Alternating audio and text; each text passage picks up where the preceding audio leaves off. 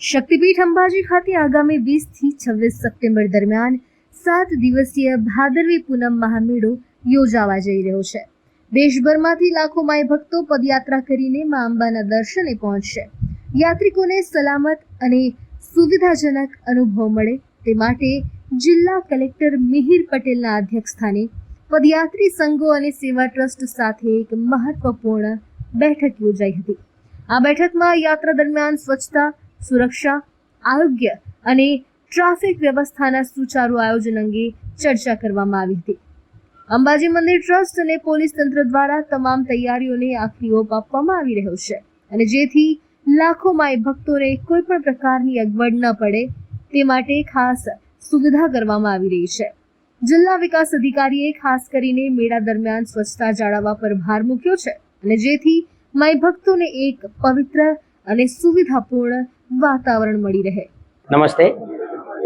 આવનાર સમયમાં ભાદરવી પૂનમ મહામેળાનું જે આયોજન થઈ રહ્યા છે, આયોજનના ભાગરૂપે આજ અંબાજીમાં શ્રી ભાદરવી પૂનમિયા સંઘ સેવા ટ્રસ્ટના તમામ પ્રતિનિધિશ્રીઓ, ટ્રસ્ટીઓ અને મીડિયાના મિત્રો સાથે આયોજનના ભાગરૂપે મિટિંગ થયેલ છે, જેમાં પ્રશાસન તરફથી, પોલીસ તરફથી જે વ્યવસ્થા કરવામાં આવી રહી છે તેનો ચર્ચા આ મિટિંગમાં થયેલ છે।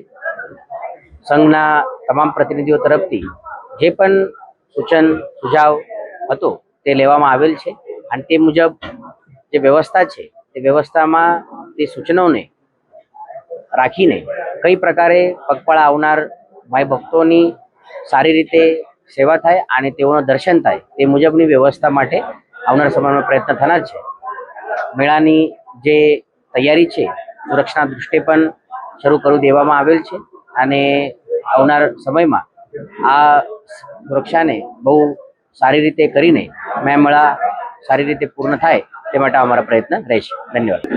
દર વર્ષે લાખો માઈ ભક્તો જેની રાહ જોઈ રહ્યા હોય છે તે ભાદરવી પૂનમ મહામેળો 2026 આગામી સપ્ટેમ્બર મહિનાની 20મી તારીખથી શરૂ થવાનો છે। ત્યારે આ ભાદરવી પૂનમ મહામેળાનો જે અભિન્ન અંગ કહેવાય તે સૌ પગપાળા સંઘ સાથે અને ભાદરવી પૂનમિયા સંઘ સેવા ટ્રસ્ટની આજે મિટિંગ યોજાઈ હતી। 1600 કરતાં પણ વધારે પગપાળા સંઘો આ ટ્રસ્ટ સાથે જોડાયેલા છે। આ પગપાળા સંઘોને મહામેળા દરમિયાન કઈ કઈ બાબતોનું ધ્યાન રાખવું હોય તેની માહિતી આજે આપવામાં આવી। સાથે સાથે તેમના જે પણ પ્રશ્નો છે, તેમની જે રજૂઆતો છે તે પણ આજે સાંભળવામાં આવી અને આગામી સમયમાં જિલ્લા વહીવટીતંત્ર દ્વારા તથા અંબાજી ટ્રસ્ટ દ્વારા આ જે પ્રશ્નો છે એનું સુખદ સમાધાન આવે તેવા પણ પ્રયત્નો કરવામાં આવશે।